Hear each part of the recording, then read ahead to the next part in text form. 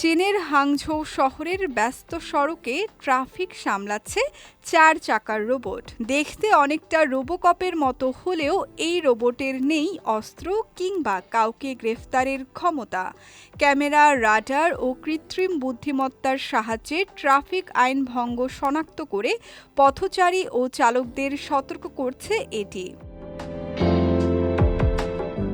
প্রায় ৬ ফুট ২ ইঞ্চি উচ্চতার এই রোবট চলে ৪ চাকার ওপর। হেলমেট ছাড়া ই-বাইক চালানো, অতিরিক্ত যাত্রী বহন, নির্ধারিত দাগের বাইরে গাড়ি থামানো এবং ট্রাফিক সিগন্যাল অমান্য করার মতো ঘটনা শনাক্ত করতে পারে এটি।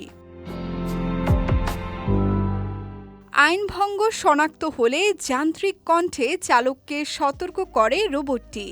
এছাড়া ট্রাফিক সিগন্যালের সঙ্গে সামঞ্জস্য রেখে ৭ জোড়া চলনশীল হাতের সাহায্যে পুলিশ সদস্যদের প্রচলিত সংকেতও দেখাতে পারে। পথ নির্দেশ, পার্কিং এবং ট্রাফিক আইন সম্পর্কে সাধারণ মানুষের প্রশ্নের উত্তর দেওয়ার পাশাপাশি জরুরি প্রয়োজনে স্থানীয় পুলিশের সঙ্গে যোগাযোগের সুযোগও রয়েছে।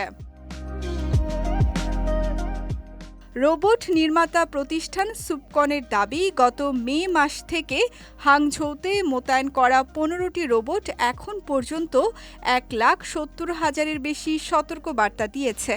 রোবট ব্যবহারের পর হেলমেট ছাড়া বাইক চালানো ও নির্ধারিত থামার দাগ অতিক্রমের ঘটনা মাসে ৪০% বেশি কমেছে। পাশাপাশি আইন ভঙ্গ শনাক্তে রোবটগুলোর নির্ভুলতার হার ৯৫%-এর বেশি বলেও দাবি প্রতিষ্ঠানটির।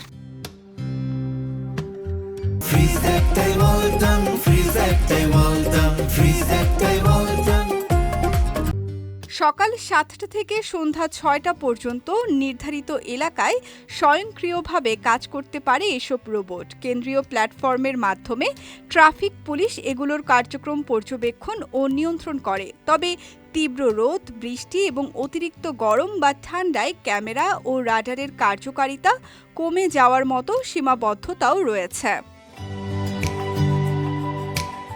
সঙ্গীতা শাহ, বিজয় টিভি, নিউজ ডেস্ক।